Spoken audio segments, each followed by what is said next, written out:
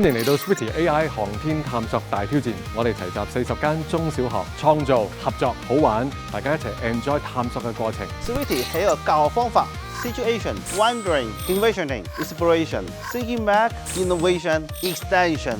我係陳 Sir， 係今次活動嘅總裁判。呢個比賽學生需要用佢哋嘅 AI 機械人，分別完成資源探索、基地建設同埋共同建設人造太陽，模擬人類喺月球建立前哨基地。場地會分成兩邊，而兩個隊伍係要同時進行任務嘅。呢個比賽分咗兩個部分，分別係資源運輸階段同埋合作建設階段。同學仔需要用 AI 機械人去辨識外衫同埋各種嘅資源方法，仲要識得自動避開障礙物。而喺合作建設階段，同學仔需要轉用手動操作模式，將材料運送到指定嘅區域。喺比賽入邊，其中一個最大嘅挑戰就係隊伍需要應對場地嘅突發情況，亦都模擬真實太空探索中嘅不確定性，考驗工程設計能力同埋操作精準度。佢哋仲可以進行跨區共同建設。喺比賽嘅同時，佢哋都要同對手合作。喺比賽前，我哋有簡介會，等同學由零開始去組裝部件。實習中學同學同埋老師會提供技術支援，同學仔更加會落場測試佢哋親手設計同改裝嘅機械人。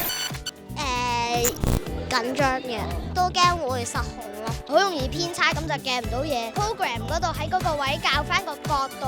測試嘅時候咧，通常咧都係會失敗，然後要重新試過。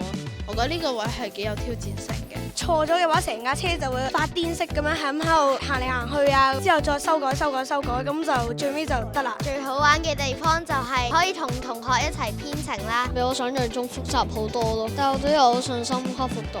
都係有少少緊張嘅，有好多老師同埋其他同學俾意見我啦，我就覺得我應該可以 solve 到呢個問題。成功夾到一句嘢嘅時候咧，我哋會好興奮，團結一心嘅精神。我對個比賽係幾有信心嘅。